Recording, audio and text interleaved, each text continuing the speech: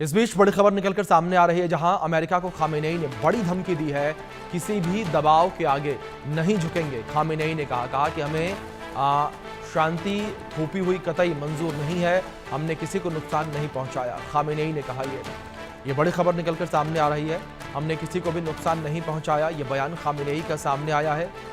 ये बड़ी खबर जो इस बीच निकलकर सामने आ रही है, हमें थोपी शांति कतई मंजूर नहीं है, ये बयान खामेनेई का सामने आया है।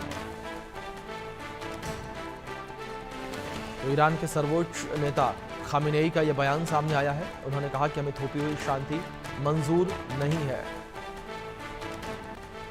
ये जानकारी जिस तरीके से निकलकर सामने आई है, जहां युद्ध विराम का ऐलान ट्रंप के द्वारा किया गया, लेकिन इस युद्ध विराम के बाद भी ईरान ने इजराइल के ऊपर हमला किया है। और ये जानकारी इजराइल के द्वारा दी गई है कि ईरानी हमले में 4 नागरिकों की मौत हो गई है।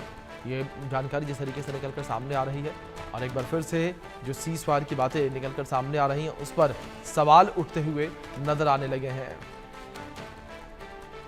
इस बीच जानकारी आप तक यह भी पहुंचा दें कि ईरान नहीं डरेगा, अमेरिका के आगे सरेंडर नहीं करेंगे। ये बयान सामने आया है खामेनेई का। ईरान का इतिहास आत्मसमर्पण का नहीं है, ये कहा खामेनेई ने। साथ ही उन्होंने कहा कि हमें थोपी हुई शांति कतई मंजूर नहीं है और किसी भी दबाव के आगे नहीं झुकेंगे।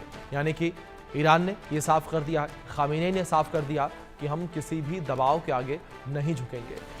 अब इस बयान के मायनों को लेकर बात की जाए कि इस बयान के क्या मायने निकलते नजर आते हैं, तो इससे क्षेत्रीय प्रभाव को बनाए रखना, अमेरिका पर दबाव बनाने की रणनीति कहा जा रहा है इसे, और इजराइल के साथ निर्णायक लड़ाई की तैयारी भी कहा जा रहा है।